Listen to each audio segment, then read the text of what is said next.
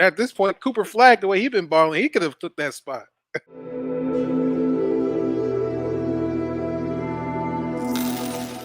At this point, Cooper Flagg, the way he been balling, he could have took that spot. Be 100.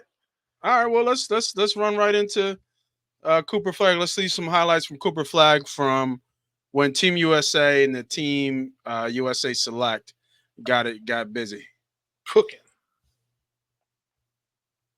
I'll put some music on. Turn it down a little bit. And that's on And that's Holiday. AD. That's, Holiday had to switch off though. That's yeah, Holiday. yeah. Let's run it back real Run quick. it That's back. That's Holiday, Holiday. right? Excuse That's me. Holiday on him, right? One Now on that's one. Flag is a legit 6'8", if I'm not mistaken. Right? We switch. He bringing up the ball at 6'8". AD gets on him. Pull up. Dang. Take Flag. that to go.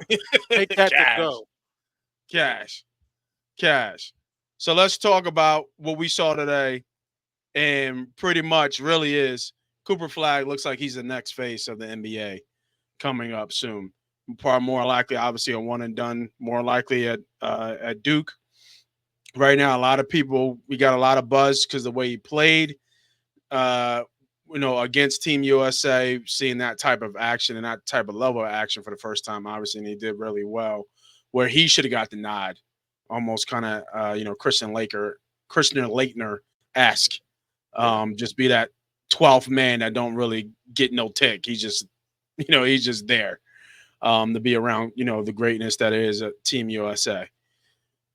So I guess my question to you, because we kind of see this coming, with him obviously going to Duke. Do you see any relation here? How he could have this pressure on him, kind of like a Caitlin Clark, right? No, you finish your question. I'm sorry, I didn't mean to cut you off. No, no, no, no, no, no. Go ahead, go ahead. You good?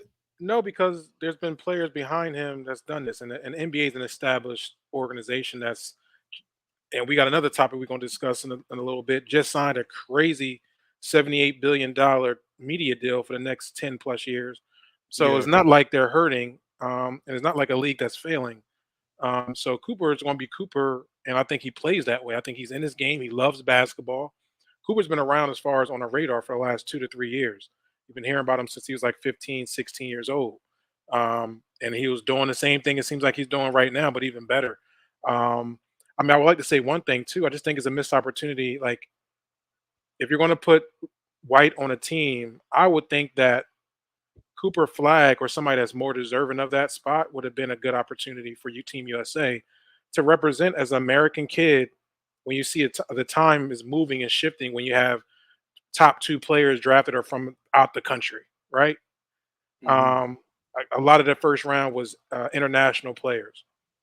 You got some kid coming homegrown that can be a face of your friend of the league eventually, um, and you miss that ball. It reminds me more like Caitlin Clark Team USA opportunity again. It's like why not put these kids on a team that's going to be the future Eh, of I faces don't of think your Caitlin league? should have been on the Team USA though. Well, I do.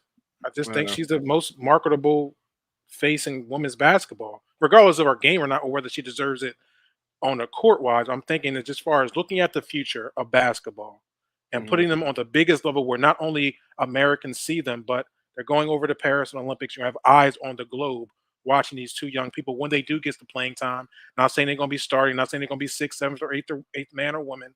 We're saying when they do get in some time, their eyes will be still tuned into the television. Oh, look at Cooper. Oh, that boy ready. I can't. Cooper can do this. Or Caitlin. Oh, I see Caitlin kind of doing what she can do. These are just Yeah. missed opportunities by Team USA that can showcase the future of their game. I think this is a oh, Barack Obama's there. I, man, I think this is an opportunity for um A real you a know real pres a real president showed up, stopped everything, huh? yes, yeah, right. Watching Team USA. So it's just one of them things where it's like I think USA just missed the ball twice. Or not on an opportunity. Yeah, I mean, I like you said, there's so many players in the NBA. You talked about the big deal that they just signed to as well. They were talking about in 2030 that people might be getting 80 to 100 million dollars a year, which is insane to even think about that type of money per year, to play professional sport. But it's catching up with where baseball is, right? Baseball's kind of in that kind of tier as well, and you'll see football catch up with these, just media deals that are getting bigger and bigger with these streaming services. But I don't, I kind of thought the Cooper thing kind of with Caitlyn might be a relation, but when you were talking and you brought up the deal, now I don't think so because the NBA don't really need Cooper. It's a good fresh face, Hmm. but the NBA is going to make money whether Cooper Flag is there or not. Hmm. WNBA needs Caitlin Clark, Hmm. Hmm. right? So there, I see that kind of different in that dynamic, and kind of what you were saying. But I mean, I can't wait to see the kid play. I Yeah, kind of watch college basketball a little bit more. Can't wait to see him get in the league in the NBA. We'll see where this goes, but kind of I fun mean, story to talk about and see some of the old heads give him some love. I think a lot of like the thing that stood out of anything with that game was Cooper Flag. and the thing about it too, and what I criticize young people all the time because of what I see and what I listen to, what I hear. I'm around it. I'm a ref too, so I see a lot of it as a basketball ref officiating. The entitlement of these younger cats is kind of out the window, and it's only going to get worse because we're like it's just talk about a crazy deal. You're going to have players that don't deserve 80 million dollars a year that aren't even stars or make all stars going to be making that type of money. But what I like to say is that these dudes kind of come in and they're ready to go, right? Like they don't care about the celebrity of a next player. Like Hmm. Cooper just came in the way I seen him play. I know it was only one scrimmage, but the way he was able to look like he had control, like you just even that one clip you showed, pulled up the ball on Drew Holiday with no issue, switched off of Drew had to switch off and go right back to Anthony Davis, who's an all-time defender, and just say, "Here, I'm gonna take this and I'm gonna take it to go." Bang, three. You know what I'm saying? Like it's like Yeah, it's buckets. yeah, it's like, it was different back then because you kind of respected a little, you had a little more respect, a little more fear of like, oh, this guy, oh, there's Michael Jordan, it's Patrick Ewing, it's Charles Barkley. I think what's happened is that social media and the availability to these athletes have been so inviting to everybody that it doesn't seem more like a like such a the starstruck is not there anymore, right?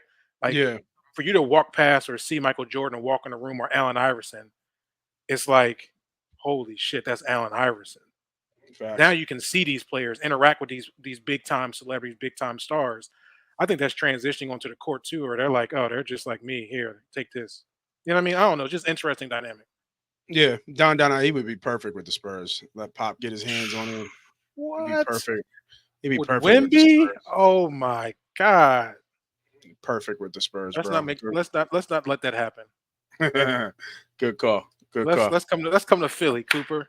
Let's come to Philly, baby. I like it. I like it.